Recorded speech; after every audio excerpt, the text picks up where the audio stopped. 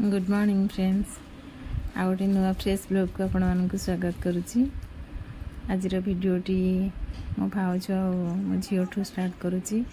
आपण को पूर्व भिडियो कहूली मो झीर जो एग्जाम थिला बोली से मो भाउज आज नहीं कि जाऊँगी कारण मुझे जापार नी मो देह बहुत खराब थिला।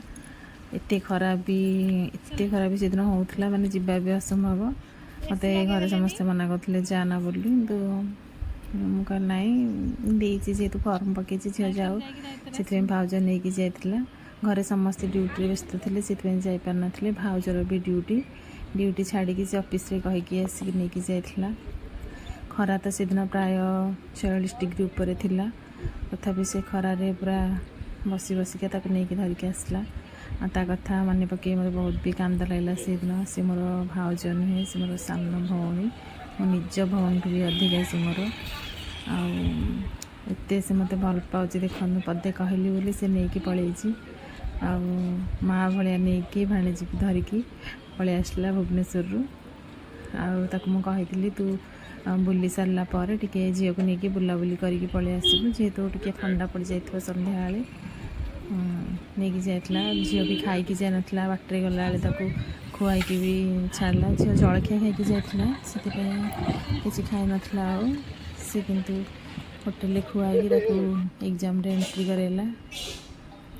ये देखु यहाँ कौ जगह कहले यहाँ हूँ भुवनेश्वर सत्संग मंदिर आमर बाणी विहार जो मंदिर अच्छी आम फैमिली समस्ते जो दीक्षा नहीं से कहली तो फास्ट ठाकुर पाखे जाके दर्शन करदे पलि आसो बोली। से दिन आईस फैंस किसी खाई नाला मंदिर जीव बोली एमती मुझे कहली मंदिर टी भिड करूँ कारण से आलाउ नहीं ठाकुर फोटो उठाइवाई बाहर टी भिड से करदे।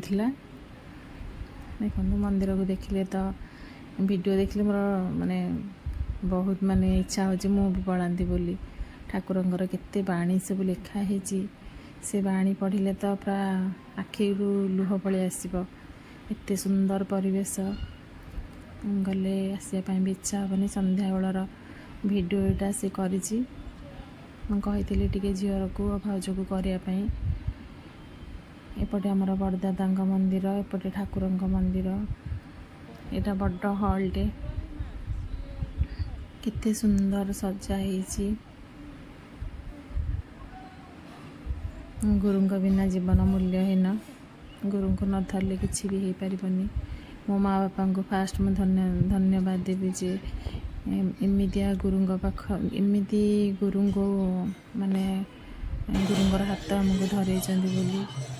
तापर से पलि आसला से मैंने इस्कन मंदिर भी जाते बुलायापी एत गहली थी। संध्या आलती से टाइम चलता ठाकुर तो इस्कन बुलिकी से मैंने भिड करदे तांकर संध्या बुलाबुली एमती थी माई भाणीजी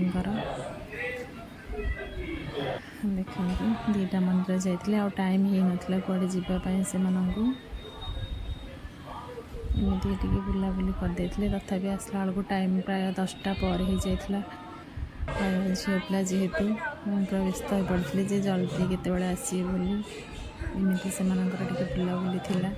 भिडियोटी केमी लगे मत निश्चित कमेंट करके जनइबे। भल लगे लाइक शेयर सब्सक्राइब निहाती करेंगे। रखुची जय जगन्नाथ।